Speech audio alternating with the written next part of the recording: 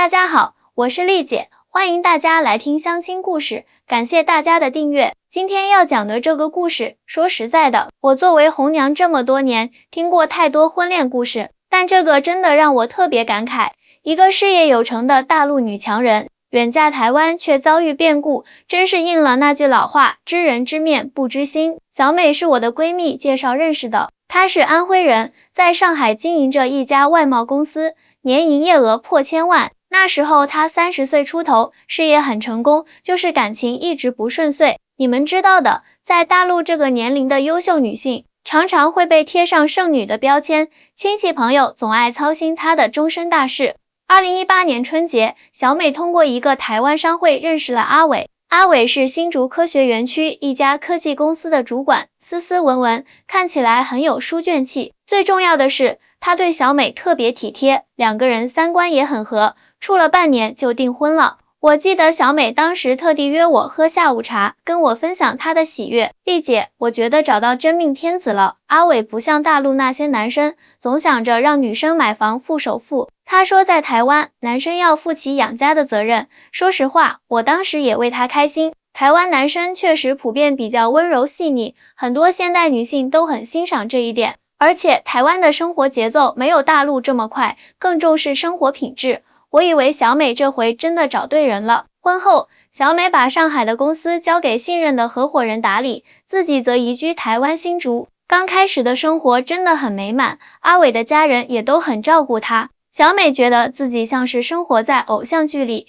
每天早上阿伟都会帮她准备早餐，晚上下班还会带她去夜市吃小吃。但好景不长，婚后半年，小美发现阿伟开始经常加班，回家的时间越来越晚。起初她以为是科技业真的很忙，直到有一天，她在整理阿伟西装口袋时，发现了一张高级餐厅的发票。那家餐厅我知道，是台北最贵的法式料理，一顿饭起码要1万多新台币。小美跟我说起这件事时，眼睛都红了。最扯的是，发票上的日期正是阿伟说要加班的那天。小美开始留意阿伟的一举一动，她发现阿伟的行为越来越可疑，时不时就说要出差，信用卡账单上总有莫名其妙的大额支出，还经常收到一些营业员打来的电话，问他喜欢上次买的女装吗？这些种种迹象都让小美心里打鼓。但最让她崩溃的是，她发现这些奢侈消费竟然都是用她的钱。原来阿伟在他们的共同账户上动了手脚，小美因为信任他，婚后把经营公司的收益都存进了这个账户。她一查账才发现，短短半年，账户里少了将近200万人民币。丽姐，你知道最讽刺的是什么吗？小美哽咽着说，她用我的钱给小三买名牌包，订高级餐厅，我整天窝在家里帮她省钱，她却带着别的女人到处挥霍。这件事让我也很震惊。在台湾社会，虽然也有人出轨，但像阿伟这样明目张胆花伴侣的钱养小三的情况并不多见。台湾整体社会风气还是很注重道德伦理的。而且我必须说明一点，很多大陆人可能对台湾的经济状况有误解。台湾虽然地方小，但科技业、服务业都很发达，人均 GDP 并不低。阿伟作为科技公司主管，收入其实不差，根本不需要靠小美的钱，他这么做纯粹是道德败坏。心灰意冷的小美开始调查阿伟的一切，功夫不负有心人，她发现阿伟竟然在台北给小三租了一间豪华公寓，每个月光房租就要好几万新台币。更让她生气的是，那个小三居然是阿伟公司的女下属，比她小了整整10岁。奇葩的是，她给小三买了什么都会跟我炫耀。小美说，她会说，老婆，你看这个包包好看吗？这件衣服的设计很特别耶。现在想想，她根本是在我面前炫耀她给小三买的东西。这个时候的小美每天都生活在煎熬中，她不知道该继续装作不知道，还是该揭穿这一切。她想过直接质问阿伟，但又害怕面对真相，毕竟她为了这段婚姻付出了那么多，从大陆远嫁台湾，放下自己打拼多年的事业。就在小美举棋不定的时候，事情出现了转机。有一天，阿伟的妹妹突然来找她。阿伟的妹妹小芬找到小美时，脸色很不好看。嫂子，对不起，我必须跟你说一件事。小芬说，我看不下去了，我哥实在太过分了。原来阿伟不但在外面养小三，还跟小三一起到处散布谣言，说小美是个重利轻义的大陆女子，只是为了台湾身份才嫁给他。更离谱的是，他居然跟小三说，小美是靠他的关系才在大陆做成生意的。我的天啊！我听到这里都忍不住拍桌子了，这种翻脸不认人的白眼狼简直是人渣。小美听到这些，整个人都傻了，她完全没想到自己竟然被这样污蔑。要知道，她的公司可是在认识阿伟之前就做得风生水起了，现在倒好，她不但拿他的钱养小三，还要倒打一耙，败坏他的名声。哎，你们知道最扯的是什么吗？小美苦笑着说，他们两个还在社交软件上 po 文，说什么真爱无价，年龄不是问题，还互相叫宝贝、亲爱的，搞得好像他们才是正牌夫妻一样。这下小美不能忍了，她立刻联系了台湾当地最好的律师，开始搜集证据，信用卡账单、转账记录、租房合同，还有阿伟和小三的对话记录，她通通都保存下来。关键时刻，阿伟的妹妹小芬挺身而出，愿意做证人，我们全家都支持你。嫂子，小芬说，我哥这样做简直是在给我们家族丢脸，这一点让我特别感动。在台湾社会，家族观念其实比大陆还要强。阿伟的家人没有因为小美是大陆人就偏袒自己人，而是选择站在正义这一边，这就是素质。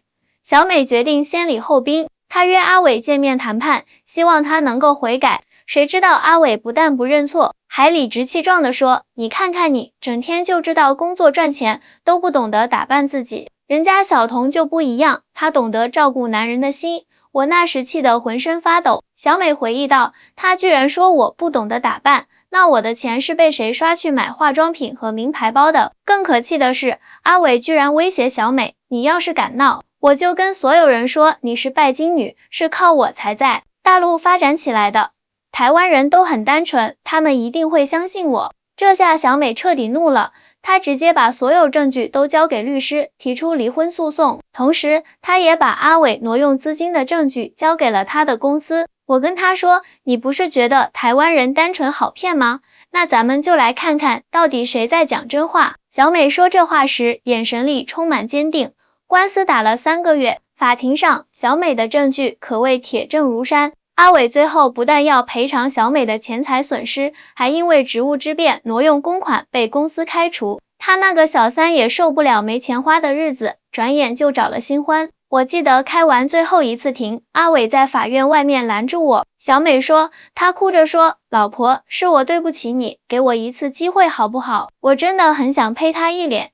这个故事让我感触很深。首先，不是所有的跨岸婚姻都会不幸福。我认识很多台湾和大陆的幸福 couples， 关键是要找对人。其次，台湾社会确实比较重视道德价值，阿伟这样的人渣只是极少数。最后，我要特别说一下，现在很多人觉得台湾经济不行，其实这是误解。台湾的科技业、文创产业都很发达，生活品质也很高。重要的是，台湾人特别重视诚信和人情味。这次的经历让我明白，不是台湾男生有问题，而是我碰到了人渣。小美现在在台湾重新开始了新生活，好在台湾的司法很公正，让我讨回了公道。各位女生们，在感情里一定要擦亮眼睛，不管对方是哪里人，最重要的是看人品和三观。金钱、地位都是外在的东西，但一个人的品德才是最根。说真的，我很佩服小美，换做其他人，可能早就被打击的回大陆了，但她选择留在台湾继续打拼，现在事业做得越来越好，还认识了新的好男友，真是因祸得福啊！说实话，小美的故事让我对婚恋市场有了更深的认识。很多人以为台湾男生都很温柔体贴，大陆女生嫁去台湾就能过上甜蜜生活，其实这种想法太过简单了。婚姻的幸福从来都不是看对方来自哪里。记得小美离婚后，整个人消沉了一段时间，毕竟从大陆远嫁台湾，结果换来这样的结局，换谁都会心灰意冷。但是让我没想到的是，台湾的朋友们给了她很大的支持。丽姐，你知道吗？我公司的台湾同事知道这件事后，每天轮流带我出去散心。小美说，有人带我去野柳看女王头，有人带我去阳明山泡温泉，还有人带我去平溪放天灯。他们说要帮我把不开心的事情都写在天灯上放走，这就是台湾人的暖心之处。他们可能工资没有大陆高，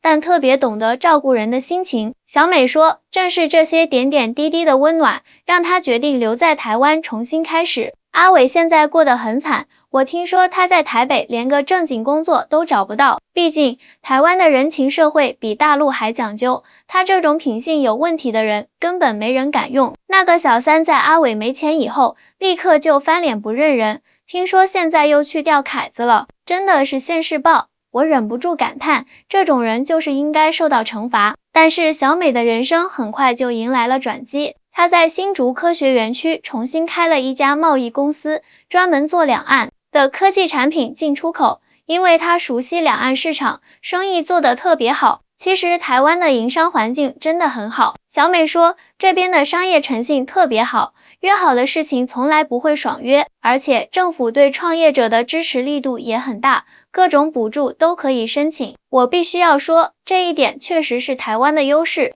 虽然台湾的经济总量比不上大陆，但在商业诚信、知识产权保护这些方面，确实做得比大陆好。这也是为什么很多国际大厂愿意在台湾设厂。去年，小美通过工作认识了现在的男朋友阿元。阿元是新竹一家半导体公司的研发主管，典型的台湾理工男。他知道小美的经历后，对她特别照顾，但又不会过分献殷勤。阿元最吸引我的地方是他的真诚。小美跟我分享时满脸幸福，她从来不说那些甜言蜜语，但是做的每一件事都很实在。比如知道我工作忙，就会提前帮我订便当；知道我想家了，就会陪我视频电话跟爸妈聊天。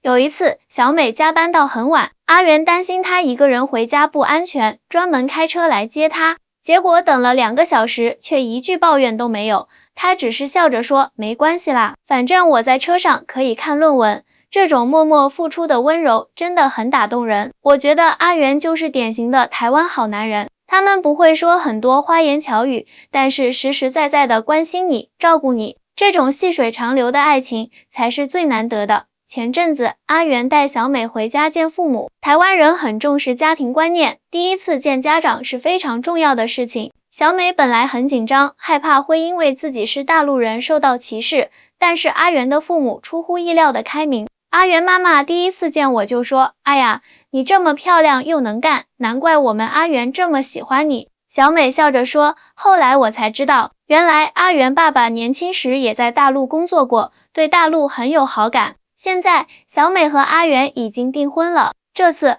她特别注意把感情和钱财分开，2个人约定好各自的财务独立。这不是不信任，而是互相尊重。小美说，感情是感情，钱财是钱财，不能混为一谈。阿元也完全支持小美的想法。他说，在台湾，夫妻财产分开很常见，这样大家都能保持独立人格，反而感情会更好。看到小美重获幸福，我真的很为她开心。同时，我也想告诉大家几点经验。第一，不要因为一个人渣就对整个群体产生偏见。台湾男生大多数还是很顾家、重感情的。第二，婚姻中一定要保持自己的独立性，特别是经济独立。这不是不信任对方，而是对自己负责。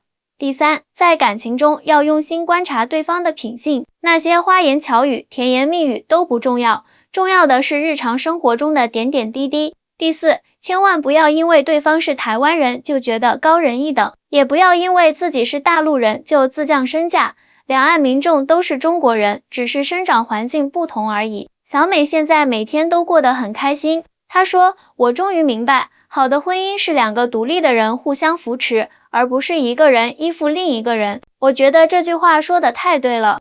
不管是大陆还是台湾的女生，都要记住，嫁人不是找依靠，而是找一个可以和你携手同行的人。小美和阿元的婚礼定在今年9月。在筹备婚礼的过程中，我真的看到了台湾人的细致和讲究。大家知道吗？在台湾办婚礼讲究可多了。阿元妈妈给我找了一本通书，里面写满了宜嫁娶的日子。小美笑着告诉我，还要看新郎新娘的生辰八字是否相配，这些习俗比大陆还要传统呢。选好日子后，就是挑喜帖。台湾的喜帖设计特别精致，不像大陆现在很多人直接发电子请柬。阿元特意找了一家老字号喜帖店，请设计师把两岸的文化元素都融入进去。你知道最让我感动的是什么吗？小美说，喜帖的内页用的是台湾传统手工纸，但是图案却用了我们安徽徽派建筑的元素。阿元说，这样能让我在台湾也能感受到家乡的味道。婚纱照也是一个很特别的体验，台湾的婚纱摄影特别注重自然风格，不像大陆那么重视后期修图。摄影师说要拍出最真实的幸福感。小美很认同这种理念，与其把人修得不像人，不如保留最真实的样子。在拍婚纱照的过程中，发生了一件很温馨的事，因为小美的父母年纪大了，不方便来台湾参加婚礼，阿元就提议多拍一套照片，专门送给小美的父母。他们特意选在台北101大楼前取景，让小美的父母看到女儿在台湾过得很好。当时我真的好感动。小美说到这里，眼眶都红了。阿元说，虽然爸妈不能来参加婚礼，但是我们可以把幸福的画面带给他们啊。说到这里，我不得不感叹现在两岸关系对婚姻的影响。疫情之后，两岸往来确实没有以前方便了，但是我发现真正有心的人总能找到表达爱的方式。婚礼筹备期间，阿元的妈妈特别贴心，她知道小美在台湾没有娘家人，就带着小美跑遍了台北大小百货公司，帮她准备嫁妆。台湾婆婆真的很不一样。小美说，她总是说你是从大陆嫁过来的，我们要对你更好一点。有趣的是，在采购嫁妆的过程中，小美发现台湾人的消费习惯跟大陆很不一样。台湾人买东西特别理性，不会因为是名牌就盲目追捧。小美说，比如买床上用品，他们更在意材质和舒适度，而不是品牌。结婚前，阿元带小美去看了新房，让小美没想到的是，阿元早就把房子买好了，而且特意选在离公司近的地方。他说，考虑到我创业比较辛苦，想让我早点回家休息。小美说这话时，眼里满是幸福。新房的装修也很有意思，台湾人喜欢简约自然的风格，不像大陆，有些人特别讲究风水。但是阿元知道小美妈妈信这些，特意请了风水师看了房子的格局。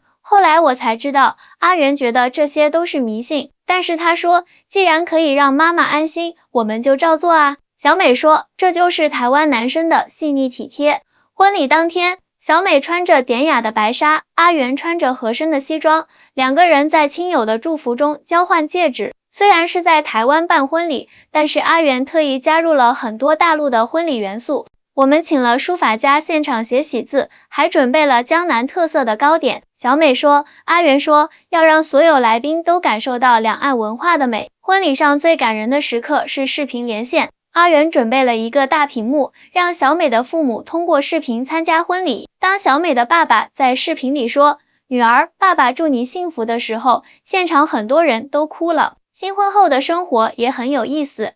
阿元虽然是理工男，但是特别愿意学习大陆文化。他现在会说一些安徽方言了，虽然发音还不标准，但是很可爱。小美说，她还特别喜欢我做的徽菜，说要把这些美食介绍给台湾的朋友。在事业上，阿元也给了小美很大的支持，他用自己在科技业的人脉帮小美拓展业务。现在小美的公司已经成为新竹科学园区最大的两岸贸易服务商之一，在台湾创业真的很不错。小美说，这边的营商环境很规范，而且台湾人特别重视商业信誉，谈成的生意从来不会出现爽约的情况。最让我感动的是，阿元的家人都把小美当成自己人，每到周末，婆婆都会带着小美去逛夜市、泡温泉，公公则经常给小美讲台湾的历史文化，让她更了解这片土地。你知道吗？阿元爸爸还专门学做徽菜。小美笑着说，他说要让我在台湾也能吃到家乡味。上次他做的徽州毛豆腐，味道居然很正宗。通过小美的故事，我想告诉大家几点心得。首先，两岸婚姻虽然会面临一些特殊的挑战，但只要双方都用心经营，一样可以很幸福。重要的是要互相理解，包容对方的文化差异。其次，台湾社会确实存在一些刻板印象，认为大陆女生都是拜金女，但是只要你用真诚和实力证明自己，一样可以赢得尊重。小美就是最好的例子。第三，在选择伴侣时，不要被表面的条件迷惑，像阿伟那样表面温柔，实则人渣的大有人在。真正的好男人是在细节中体现的。第四，婚姻中保持经济独立很重要。小美和阿元虽然恩爱，但是在财务上都保持着独立，这样反而让感情更加稳固。最后，我想说的是，爱情是不分地域的，不管是台湾人还是大陆人，重要的是两个人的三观是否合适，是否真心相爱。小美现在时常在社交媒体上分享她在台湾的生活，她说：“我想让更多人看到，两岸婚姻也可以很幸福，关键是找对人，互相尊重，共同成长。”今天的故事就讲到这里，希望小美和阿元的故事能给大家一些启发。我是丽姐，我们下期再见。